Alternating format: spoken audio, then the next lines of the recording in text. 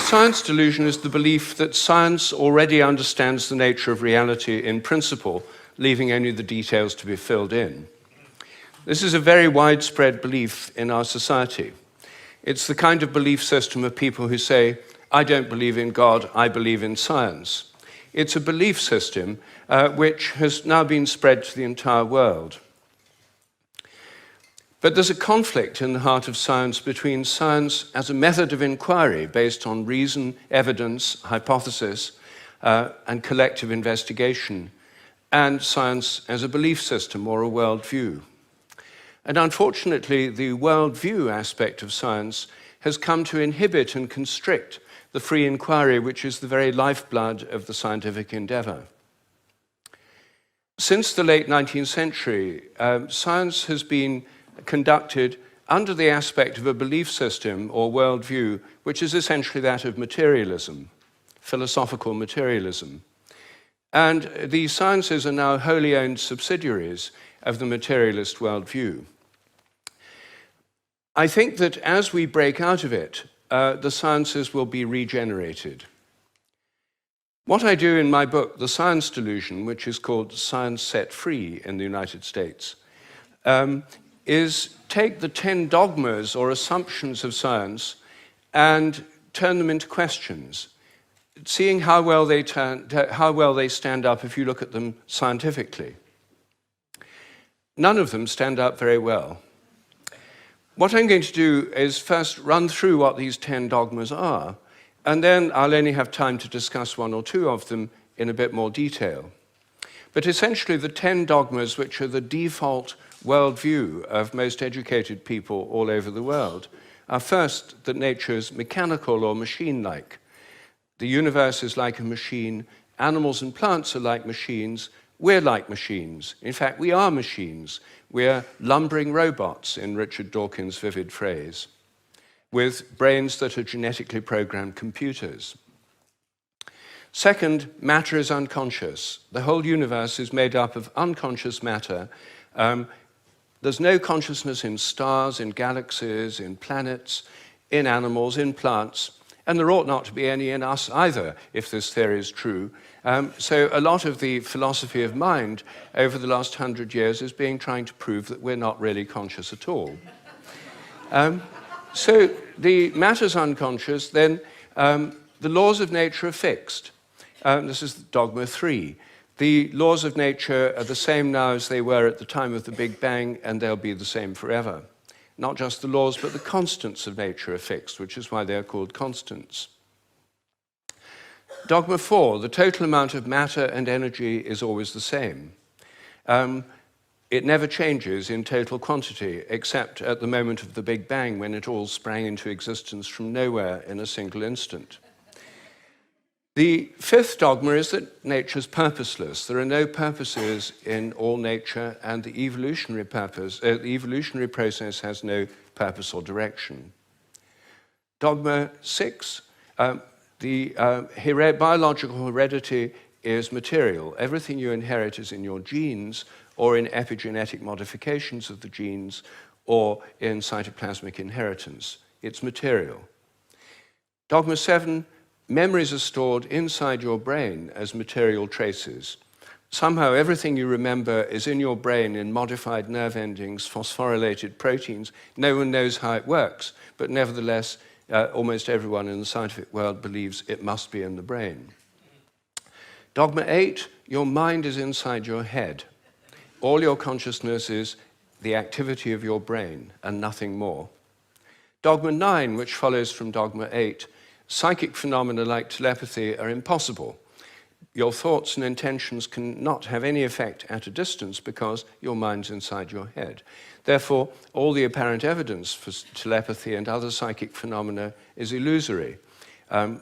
People believe these things happen, but it's just because they don't know enough about statistics, or they're deceived by coincidences, or it's wishful thinking. And dogma 10, mechanistic medicine is the only kind that really works. That's why governments only fund research into mechanistic medicine and ignore complementary and alternative therapies.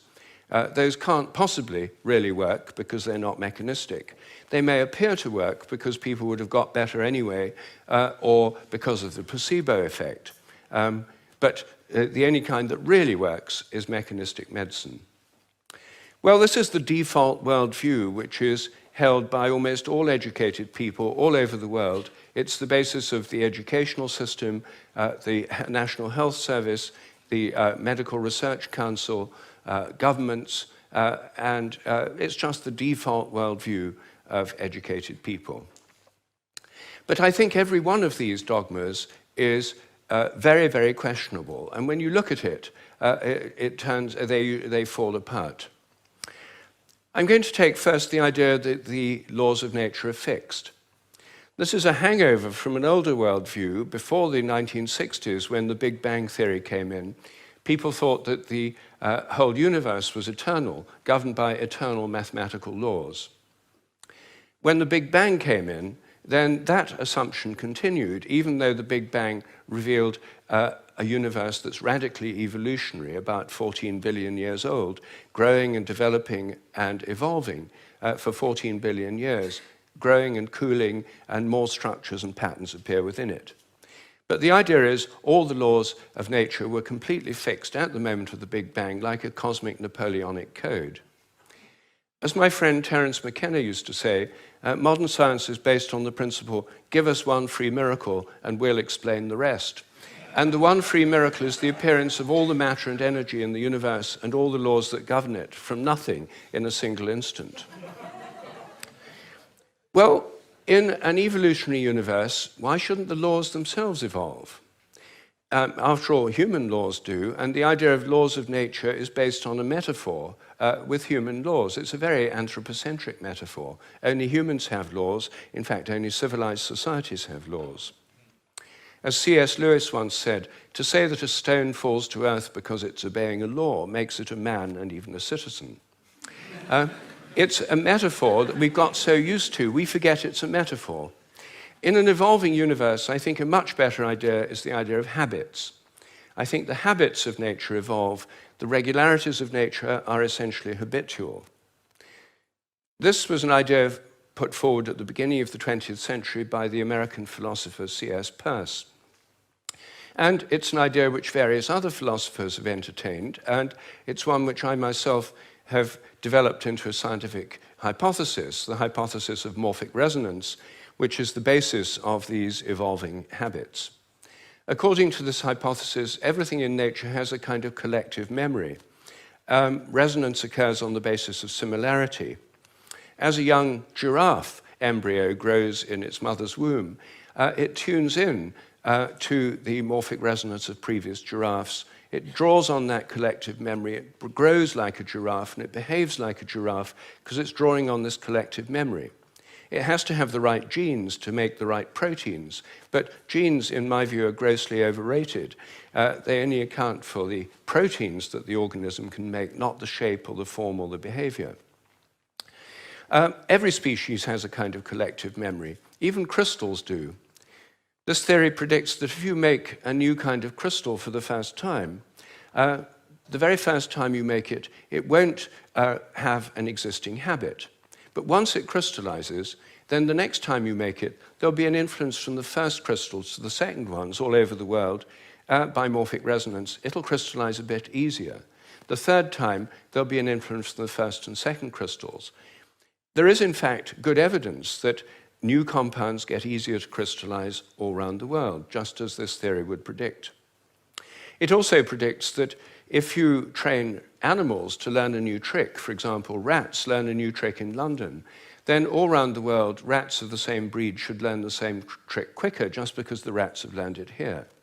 And surprisingly, there's already evidence that this actually happens. Anyway, that's my own hypothesis in a nutshell of morphic resonance. Everything depends on evolving habits, not on fixed laws. But I want to spend a few moments on the constants of nature too, because these are, again, assumed to be constant. Things like the gravitational constant, the speed of light, are called the fundamental constants. Are they really constant? Well, when I got interested in this question, I tried to find out. they're given in physics handbooks. Handbooks of physics list the existing fundamental constants, tell you their value. But I wanted to see if they'd changed, so I got the old volumes of physical handbooks. I went to the Patent Office Library here in London, and they're the only place I could find that kept the old volumes. Normally people throw them away when the new values come out. They throw away the old ones. When I did this, I found that the speed of light dropped between 1928 and 1945 by about 20 kilometers per second. It's a huge drop because they're given with errors of only fractions of decimal points of error. And yet, all over the world, it dropped, and they were all getting values very similar to each other with tiny errors. And then in 1945, it went up, 48, it went up again. And then people started getting very similar values again. I was very intrigued by this, and I couldn't make sense of it. So I went to see the head of metrology at the National Physical Laboratory in Teddington. Metrology is the science in which people measure constants. And I asked him about this. I said, what do you make of this drop in the speed of light between 1928 and 1945? And he said, oh dear, he said, you've uncovered the most embarrassing episode in the history of our science. So I said, well, could the speed of light have actually dropped? And that would have amazing implications if so. He said, no, of course it couldn't have actually dropped. It's a constant. So, well then how do you explain the fact everyone was finding it going much slower during that period? Is it because they were fudging their results to get what they thought other people should be getting, and the whole thing was just produced in the minds of physicists? We don't like to use the word fudge. I said, well, what do you prefer? He said, well, we prefer to call it intellectual phase locking.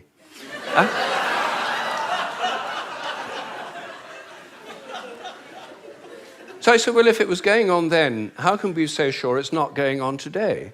And that the present values are produced by intellectual phase locking. And he said, oh, we know that's not the case. I said, how do we know? He said, we've solved the problem. And I said, well, how? He said, well, we fixed the speed of light by definition in 1972.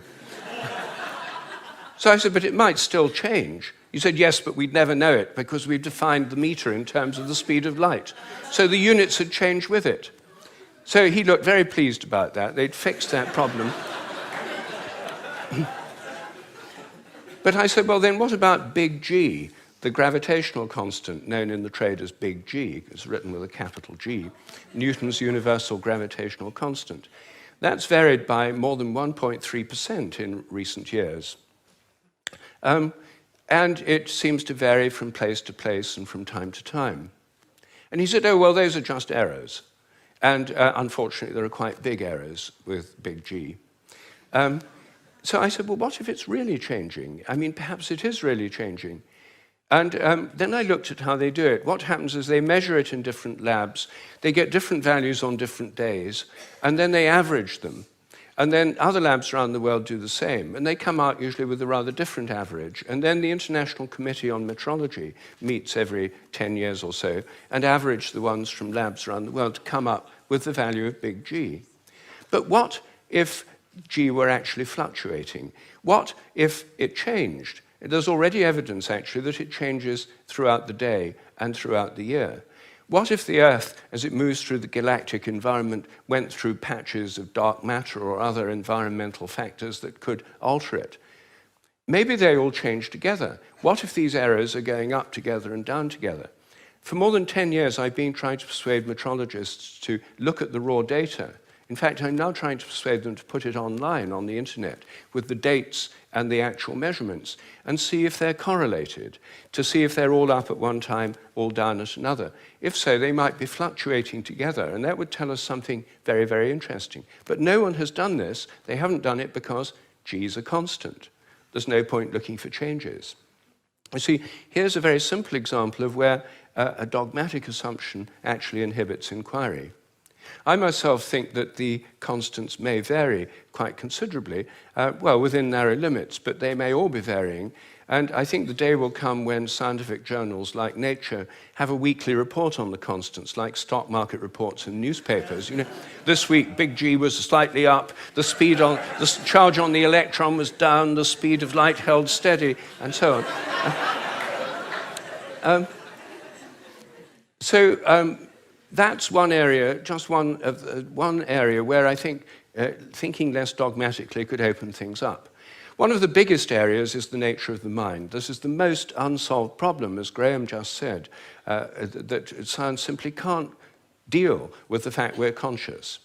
And it can't deal with the fact that our thoughts don't seem to be inside our brains. Our experiences don't all seem to be inside our brain. Your image of me now doesn't seem to be inside your brain, yet the official view is there's a little Rupert somewhere inside your head, and everything else in this room is inside your head. Your experience is inside your brain. I'm suggesting actually that vision involves an outward projection of images. What you're seeing is in your mind, but not inside your head. Our minds are extended beyond our brains in the simplest act of perception. I think that we project out the images we're seeing, and these images touch what we're looking at. If I look at you from behind, you don't know I'm there. Could I affect you? Could you feel my gaze? There's a great deal of evidence that people can. The sense of being stared at is an extremely common experience, and recent experimental research suggests it's real. Animals seem to have it too. I think it probably evolved in the context of predator-prey relationships. Prey animals that could feel the gaze of a predator would survive better than those that couldn't. This would lead to a whole new way of thinking about ecological relationships between predators and prey, also about the extent of our minds. If we look at distant stars, I think our minds reach out in a sense to touch those stars and literally extend out over astronomical distances. They're not just inside our heads. Now, it may seem astonishing that this is a topic of debate in the 21st century. We know so little about our own minds that where our images are is a hot topic of debate within consciousness studies right now. I don't have time to deal with any more of these dogmas, but every single one of them is questionable. If one questions it, new forms of research, new possibilities open up. And I think as we question these dogmas that have held back science so long, science will undergo a reflowering, a renaissance. I'm a total believer in the importance of science. I've spent my whole life as a research scientist, my whole career. But I think by moving beyond these dogmas, it can be regenerated. Once again, it can become interesting and, I hope, life-affirming. Thank you.